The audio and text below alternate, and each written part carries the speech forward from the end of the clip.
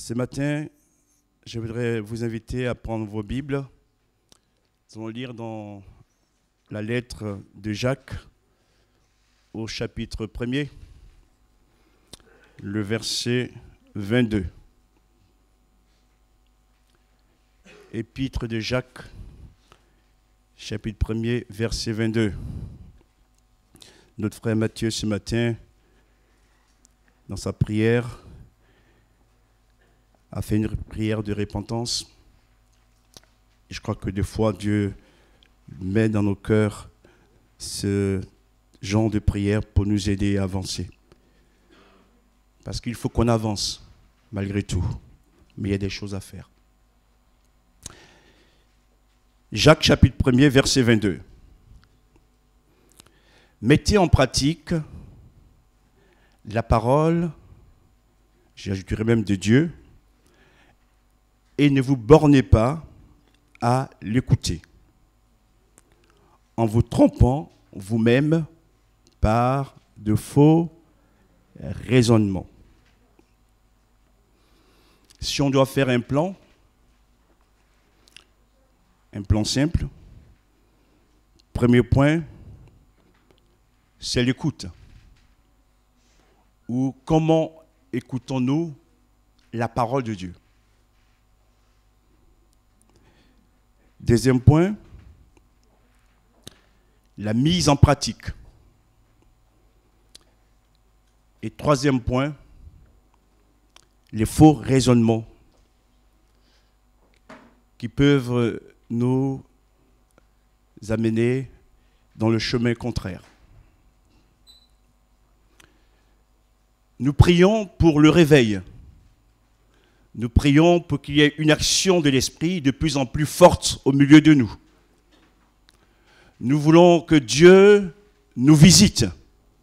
Nous voulons que la main de Dieu soit puissante au milieu de nous. Nous voulons voir sa gloire. Nous changeons d'année. Nous changeons de mois. Et pourtant, il semble que nous nous bornons seulement à écouter la parole. La borne, c'est la limite qu'on place vis-à-vis de la parole. Et pour nous, l'écoute suffit. Mais il n'y a pas de pratique derrière. Il n'y a pas de pratique derrière. Et on écoute sans cesse Dieu nous parler. On écoute sans cesse les prédications. On écoute sans cesse l'Esprit de Dieu. Mais que faisons-nous de cette écoute? Que faisons-nous de cette parole de Dieu qui nous est communiquée? Et je voudrais vraiment le confesser. Nous sommes bien pauvres à ces niveaux. Nous reproduisons les mêmes erreurs du passé. Et j'apporterai une prédication là-dessus un jour. C'est dans Matthieu chapitre 6, verset 33. Jésus dit ces paroles.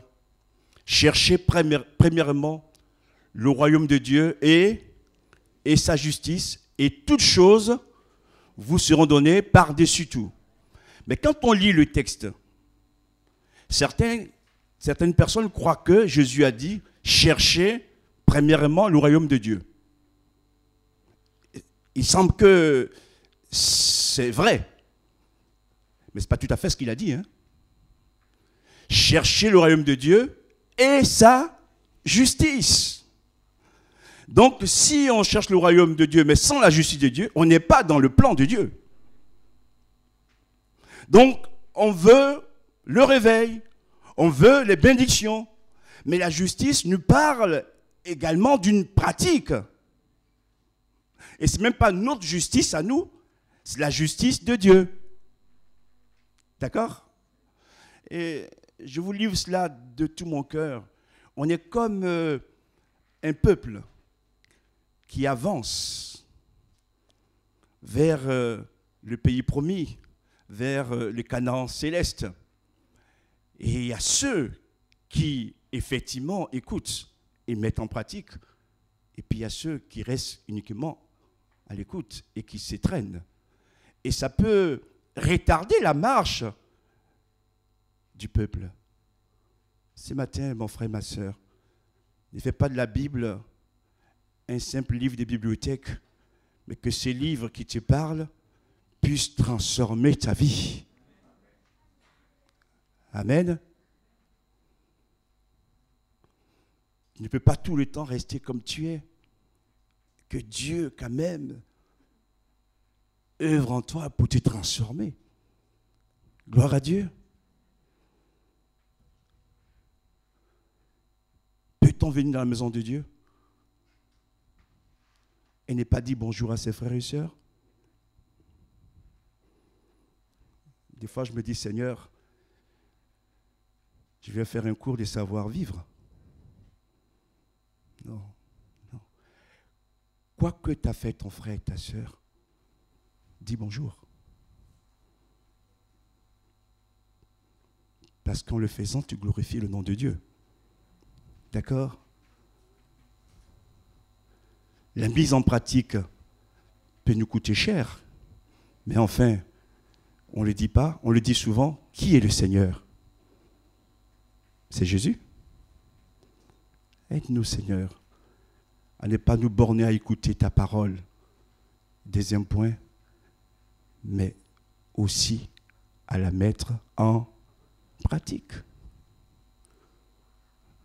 Et comme je l'ai dit dimanche dernier, la Bible n'est pas un rétroviseur. Et je vous rends ces témoignages. Ça fait une quinzaine de jours maintenant. Notre sœur Delphine a invité une personne qui est venue le jeudi après-midi, ici, lors de notre étude biblique sur l'évangile de Marc. Cette femme a été touchée. Qu'est-ce qu'elle a fait? C'est qu'elle a reçu de Dieu. Elle va le partager avec une autre personne. Les dimanches suivants, dernier, elle a invité son ami à venir dans la maison de Dieu. Et je parlais du rétroviseur. Cette personne, à la sortie, m'a dit, pasteur, mon rétroviseur, cette semaine, a été cassé. Et je viens de très loin. Et c'est vrai que ce que vous avez dit me concerne, parce que j'ai tendance à regarder dans le rétroviseur. J'ai besoin maintenant d'avancer et de réaliser mes propres responsabilités. Une personne nouvelle, frères et sœurs, c'est pas là une action de Dieu? Et elle m'a dit, pasteur, je voudrais vous rencontrer pour qu'on puisse échanger. Dieu œuvre au milieu de nous. Dieu œuvre. Mais le peu qu'elle a entendu, elle a compris qu'elle ne doit pas sans cesse condamner les autres, mais que dans les problèmes qu'elle a vécus, elle a aussi sa propre responsabilité. Donc elle est prête aussi à faire ce qu'il faut en écoutant et en pratiquant la parole. Il y a une telle pauvreté dans la vie de ceux qui ne pratiquent pas la parole. Une telle pauvreté. Et Dieu pleure. Mon frère, j'aimerais être de la part du Seigneur.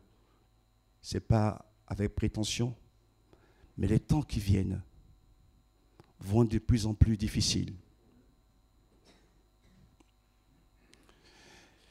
Ce qui va te tenir debout, c'est ta foi en la parole de Dieu. C'est pourquoi la mise en pratique va générer en toi de l'énergie et de la force. D'ailleurs, que dit la Bible dans Romains 10? La foi vient de ce qu'on entend, et ce qu'on entend vient de la parole de Christ. Si tu aimes le Christ, tu aimes Jésus, mets sa parole en pratique. Seigneur, aide-nous à ne plus nous contenter seulement d'écouter, mais à mettre en pratique ta parole. Et plus on la met en pratique, plus on est rodé, et plus on devient fort. Et on est sensible à l'action de l'Esprit de Dieu. Quand on refuse d'écouter l'Esprit de Dieu, il nous laisse comme on est, il ne va pas nous dire des choses par la suite. Mais quand on obéit à la voix de l'Esprit, alors il nous parle de plus en plus pour que nous soyons des témoins de Christ sur cette terre. Il va parler maintenant des faux raisonnements. Vous allez voir ce qu'il va dire là-dessus d'ailleurs. Parce qu'on confesse, nous, chrétiens, je suis chrétien, je suis vacciné, j'ai l'Esprit de Dieu, j'aime Jésus. Et je ne peux jamais me tromper.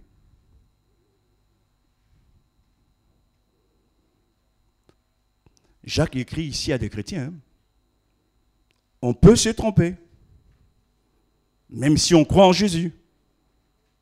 Mais si on ne met pas la parole de Dieu en pratique, on vit toujours dans la chair. Et au lieu d'être des hommes et des femmes qui entraînent les autres, nous sommes toujours dans les histoires. Et on pense parfois même avoir raison. Et c'est juste si je lisais l'histoire aussi de Samson. À plusieurs reprises, Dalila l'a séduit et a cherché à le tromper.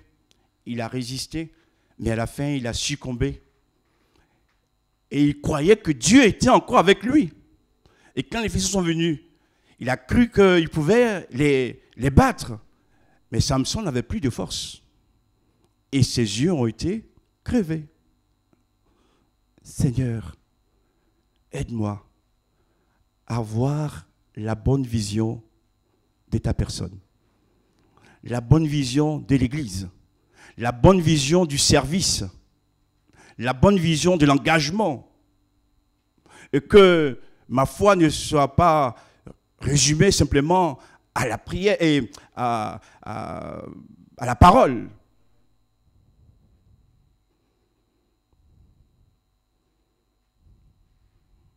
Le poumon d'une église, c'est la réunion de prière.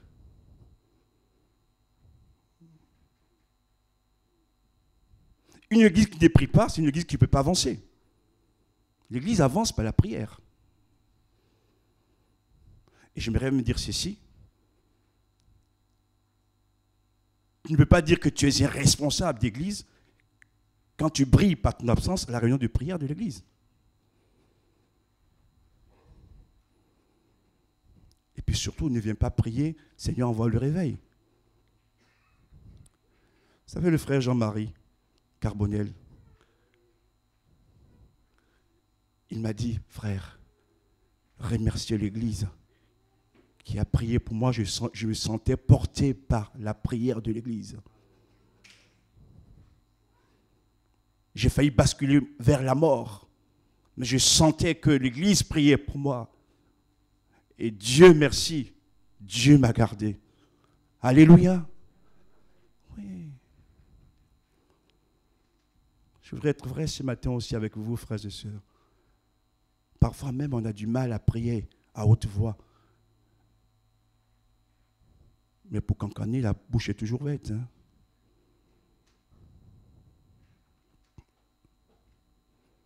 Ça ne finit pas. Seigneur, donne-nous un esprit de prière. Il y a tellement de combats, tellement de luttes. Avec quelques frères, nous prions en ce moment pour un petit enfant au milieu de nous. J'ai rarement vu ça dans mon ministère. Hein. J'ai vu des adultes possédés pour lesquels nous avons prié. J'ai rarement vu des cas d'enfants possédés. Mais qu'est-ce que le Seigneur est en train de nous dire là? Mais réveillez-vous. Réveillez-vous. L'ennemi est prêt à frapper partout, à faire mal. Et c'est en priant les uns pour les autres, les uns avec les autres qu'on avance. Comment peux-tu venir dans l'église de Jésus avec un cœur endurci, un cœur dur, Seigneur, pardonne-nous, tu te trompes là aussi. Ce sont des faux raisonnements. Je vais bientôt terminer. Et par ces faux raisonnements, des personnes vont se retrouver un jour devant le paradis, mais ne pourront pas rentrer. Ne jouons pas avec le feu. Seigneur, aide-nous à prendre au sérieux ta parole et à la vivre. Merci Seigneur pour tous ceux, toutes celles qui l'ont compris et qui sont engagés dans ce sens et qui mettent la parole de Dieu en pratique. Heureusement, il y en a quand même. Hein? Pour les autres, Seigneur, pardonne-nous. Aie pitié de nous. Et parfois, notre défaite, notre manque de victoire vient de là. On traîne des boulets depuis des années parce qu'il n'y a pas la mise en pratique. Seigneur, par ton sang, purifie nos péchés. Viens nous sanctifier, viens nous guérir, parce que ce que nous voulons, c'est ta gloire. Que ces faux raisonnements de la pensée, de l'esprit, de manière de voir, disparaissent, afin que nous soyons dans la vérité. Et Jésus dira d'ailleurs, vous connaîtrez la vérité, et la vérité vous affranchira. Que son nom soit béni. Merci pour ta parole.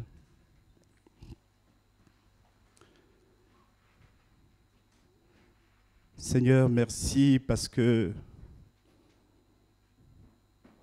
ta miséricorde est immense. Et quand tu nous parles, ce n'est pas pour nous détruire, mais c'est pour nous amener à ta lumière. Ce matin, j'ai essayé par ces quelques mots de dire les choses. Toi seul peux nous aider à chacun. Viens, Seigneur, nous libérer de tout ce qui nous retient en arrière. Nous voulons voir ta gloire. Et pour cela, nous voulons aussi mettre ta parole en pratique, Seigneur. Oh, viens souffler sur nos vies, sur nos feuilles mortes, Seigneur. Je demande pardon pour mes manquements, pour nos manquements, pour le péché au milieu de nous, Seigneur. Pardonne-nous. Ce matin, de tout cœur, nous te prions de venir nous visiter, Seigneur. Même ceux qui ne sont pas là, retenus par la maladie chez eux, Seigneur. Alléluia. Que notre bouche s'ouvre pour ta gloire. Nous voulons vivre ta parole, Seigneur. Oh, pour voir les miracles au milieu de nous. Pour voir les vies transformées. Alléluia. Seigneur, change-nous. Transforme-nous. Que tout soit pour ta gloire. Au nom de Jésus. Amen.